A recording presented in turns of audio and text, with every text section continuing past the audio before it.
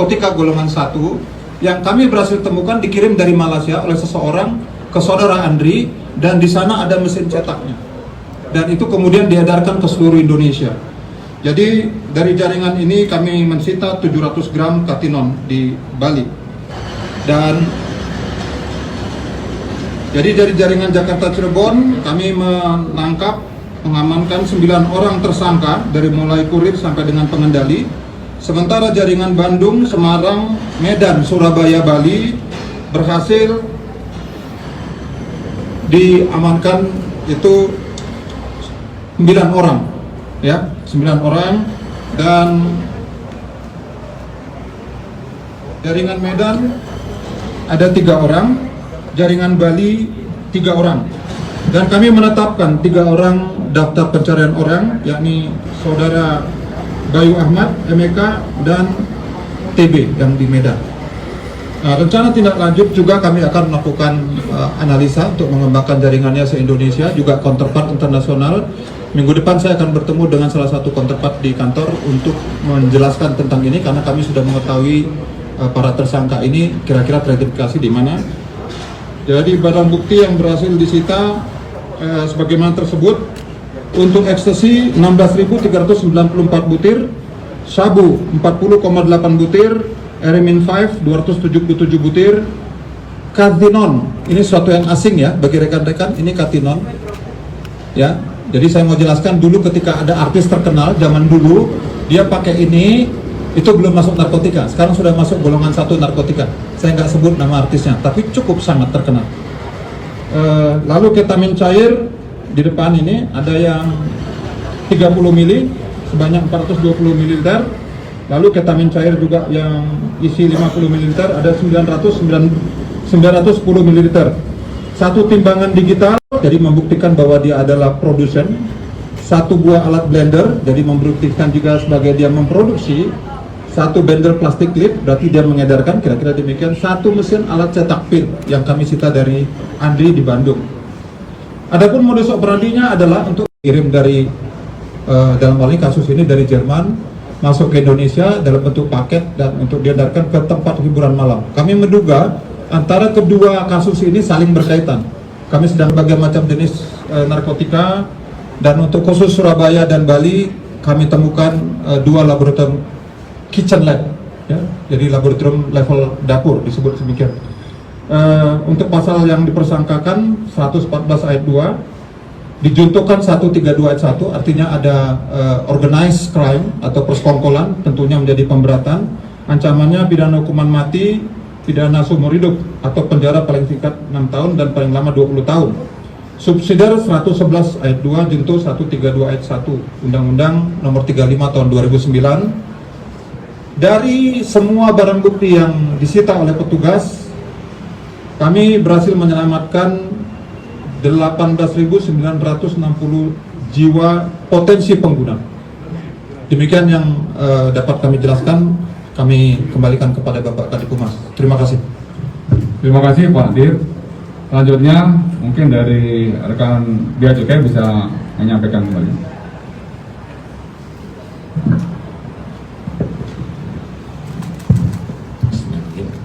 Assalamualaikum warahmatullahi wabarakatuh.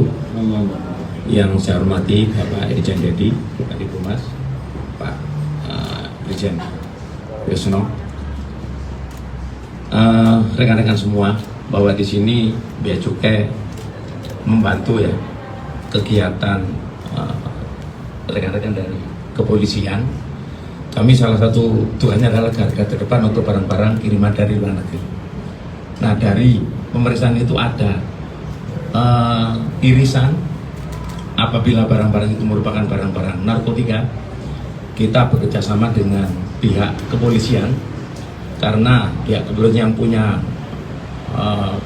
power, ya, punya kekuatan untuk mengembangkan lebih jauh. Oleh karena itu, ini merupakan kesekian ratus kali Pak ya, kerjasama antara Bea Cukai dengan kepolisian khusus di narkoba.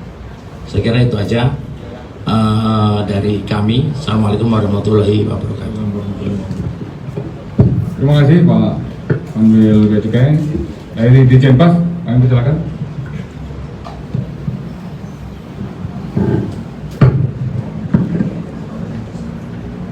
Terima kasih Pak Kadif Humas. Assalamualaikum warahmatullahi wabarakatuh. Selamat siang, salam sejahtera untuk kita sekalian. Om Swastiastu, Namo Buddhaya, salam kebajikan.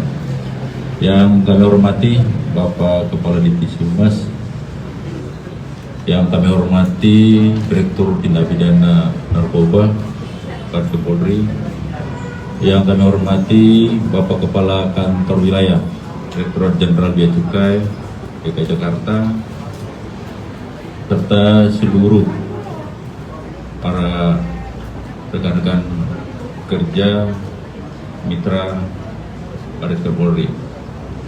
Saya mewakili Direktorat Jenderal Pemasyarakatan dengan ini menyatakan sikap yang senantiasa siap mendukung kinerja dari Direktorat Tindak Pidana Narkoba Baris Krim Polri. Kapan saja diperlukan informasi ataupun penjemputan, kami siap mendukung. Terima kasih. Pada kesempatan ini saya akhiri dengan wassalamualaikum warahmatullahi wabarakatuh. Assalamualaikum warahmatullahi wabarakatuh. Terima kasih. Rekan-rekan media, ada yang ditanyakan? Saya silakan.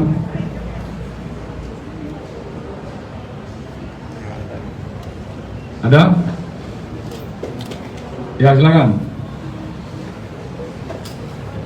Ya silakan.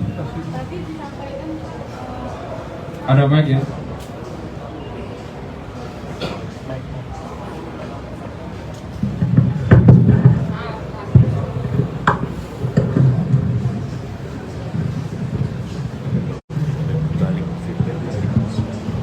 Permisi Pak, saya lagi dari kantor Berita Antara. Tadi Pak Dir sempat di Narkoba sempat menyampaikan di kasus kedua apa yang ketiga ya Pak ya, kalau ada petugas yang mengawasi petugas, mungkin bisa dijelaskan tadi seperti apa petugas mengawasi petugas. Terus tadi di kasus yang awal kan disampaikan bahwa pelakunya adalah juga warga binaan. Nah ini kan selalu terulang ya Pak, terulang sekali, selalu ada warga binaan yang mengedarkan. Nah itu komitmennya seperti apa sih untuk pencegahan jangan ada lagi tersangka di penjara itu mengulangi lagi perbuatannya. Mungkin itu dulu Pak, terima kasih. Baik. Jadi ketika saya menyampaikan, sepertinya, mohon maaf, saya nggak menyampaikan petugas mengawasi petugas, tapi petugas diawasi oleh seseorang. Ya, oke ya, setuju ya Mbak. Nah, jadi kami menemukan ada seseorang ketika anggota kami melakukan tugas, kami diambil di covering juga. Jadi istilahnya itu dari tim spotter. Kalau kita nonton film Netflix itu di Meksiko spotternya dia, tapi kita lebih cerdas sehingga kita amankan. Dan ternyata daripadanya kami geledah itu ada 40,8 gram sabu dan dia positif juga urinnya. Dan orang ini merupakan bagian daripada jaringan yang di Bandung, tepatnya undernya Paulus. Ya tadi saya sebut, ya jadi di bawahnya Paulus. Dia melaksanakan perintah Paulus dan istrinya, seperti itu. Untuk pertanyaan kedua, saya pikir lebih cocok untuk di Jenpas ya, yang untuk menyampaikan, karena kami selama ini pelaksanaannya kerjasama sangat baik dan kita berhasil menangkap beserta tersangka dan barang bukti yang dibutuhkan. Pak Turman. Terima kasih. Terkait pertanyaan kenapa melibatkan warga binaan pemasyarakatan, Bapak Ibu sekalian, perlu kita ketahui bahwa sekarang ini posisi warga binaan kita yang setiap hari terus meningkat. Per hari ini saja sudah mencapai 277.000. 53% itu adalah penyalahgunaan narkotika. Jadi saya bersyukur dengan pengungkapan kasus ini membuat kita lebih melek lagi, lebih memperkuat sinergi dengan Baris Krim, khususnya dengan Direktur Tindak Pidana Narkoba. Kita tidak pernah menghalangi. Kita punya komitmen karena kita sudah menempatkan 1.000 orang bandar narkoba ke Nusa Kambangan. Kalau masih ada yang seperti ini, kita siap memberangkatkan ke Nusa Kambangan. Demikian, Pak. Terima kasih. Ya silakan.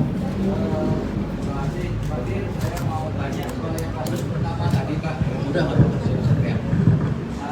pertama tadi Pak mengenai keterlibatan warga negara Jerman Pak, dan Pak Sopan itu datang dari Jerman. Itu Bapak menyebutkan angkanya operasinya kalau nggak salah 318 ya Pak ya. Apakah selain 318 itu ada juga teman-teman yang besar dari warga asing dari Jerman itu Pak? Satu itu, dua untuk Mas Pak. Bapak tadi menyampaikan bahwa takdir dia administrasi selalu bekerja sama dengan tapi baru kenyataannya kasus tebus bagian peredaran narkoba itu yang berasal dari dalam lapas itu tidak cuma menjadi lapas tapi berulang kali. Selama ini yang saya mengatakan polisi yang cepat yang angkat Bapak cuma bilang terima kasih. Nah, apa sih sebetulnya kita yang akan sudah lakukan Pak? Dan apa sudah akan dilakukan oleh lapas supaya tidak berlaku?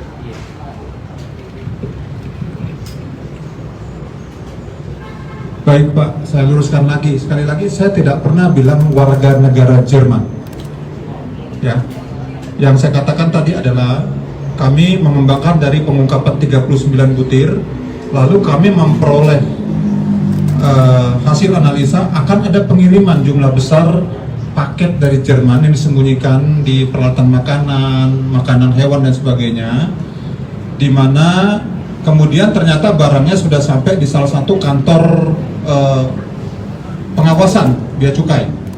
Jumlahnya itu 13.500 sekian butir. Nah, pengirimnya itu apakah warga negara Jerman atau bukan, kami belum bisa mengidentifikasi. Tapi dapat kami yakini adalah dikirim dari Jerman. Demikian Pak. Baik Bapak, tadi saya sudah sampaikan bahwa pengelolaan napi di narkoba sudah mencapai angka 53% lebih. Berarti dari 277.000 posisi saat ini, kalau dari persentase 138.000 dengan pengembangan kasus hanya 2-3 orang, mungkin persentasenya sangat kecil sekali. Sangat kecil. Kalau ditanya kebijakan kami sudah pertama menempatkan para bandar ke lapas yang ada di Nusa Kambangan. Itu sudah mencapai angka 1.000. Kalaupun masih ada kecolongan di dalam penggunaan HP, itulah PR kami, itulah kerja kami ke depan. Bagaimana menuntaskan? Kami sedang menyusun strategi bagaimana membersihkan.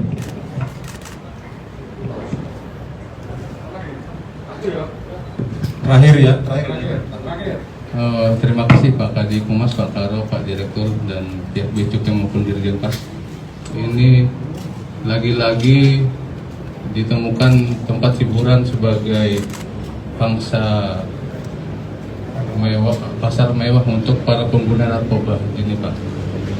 Terus langkah selanjutnya untuk tempat hiburan ini dari pihak kepolisian apa Pak? Kalau dulu kan sering kita mengetahui dari pihak Pemprov untuk rekomendasi penutupan begitu Pak. Mungkin dari kepolisian apa Pak rekomendasinya? Terus yang kedua, kalau tidak salah ada 20 tersangka ya Pak. Itu komplit dari pengedar, pengendali, terus ada yang juga memegang keuangan begitu Pak. Artinya komplit semuanya. Ini untuk artinya kalau ada memegang uang berarti ada income yang terus masuk Pak untuk dari hasil penjualan ini. Langkah TPPU-nya seperti apa Pak untuk kedepannya? Mungkin udah ada berapa rekening yang diblokir. Terus yang ketiga Pak, saya dapat informasi dari sekian tersangka ini ada mohon maaf Pak jika berhubungan dengan institusi Polri, yakni polisi aktif dan ex polisi aktif Pak, kalau tidak salah ada 2 orang Pak. Itu bagaimanakah peran mereka Pak sehingga bisa apakah perannya dominan di jaringan ini sehingga yang termasuk X itu keluar dari kepolisian hingga masuk ke jaringan narkoba Pak. Terima kasih Pak.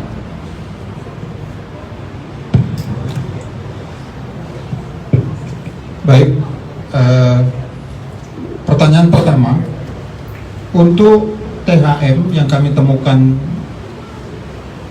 terbukti mengedarkan sebagai tempat peredaran Lalu kami juga menyita dari tempat itu Kota Bandung untuk melakukan pencabutan izinnya, karena kami bukan punya kewenangan untuk itu. Dan dari Pemkot Bandung mempertimbangkan dan mengambil tindak lanjut yang jelas. Tentunya seperti itu. Yang kedua, bukan 20 orang Pak Hendra, tapi saya luruskan 25 totalnya. Nah, betul sekali tadi kami sampaikan di sini ada pengendali. Kami punya rencana memang penyidik untuk mengembangkannya ke TPPU. Untuk sementara ini kami identifikasikan, tentunya nanti penyidik akan bekerja keras untuk menentukan dari kesemua tersangka ini mana yang terbukti melakukan tindak pidana lanjutan, ini TPPU yang berasal dari tindak pidana narkotika. Kami pasti akan menginformasikan pada kesempatan berikutnya manakala kami mempunyai cukup bukti dan dimulainya penyidikan. Yang terakhir, dengan seizin Bapak Kadif Humas, bahwa terdapat satu orang polisi aktif dan satu orang mantan polisi. Betul, perannya yang pertama adalah dia sebagai kurir, ya, kurir dari bandar, ya, kurir dari bandar. Lalu yang kedua, yang mantan polisi ini adalah dia penyalahguna, tapi juga dia kurir dan mengakui bahwa dia sudah mengirimkan pengiriman beberapa kali, kalau pengakuannya 3 kali, jumlahnya bervariasi, yang pasti itu angkanya di ribuan, ada 2.000, 3.000, sekian ribu. Lalu dia mengirim kepada jaringan ini, kepada baik kepada Paulus maupun kepada Juki, ya, pemilik diskotik.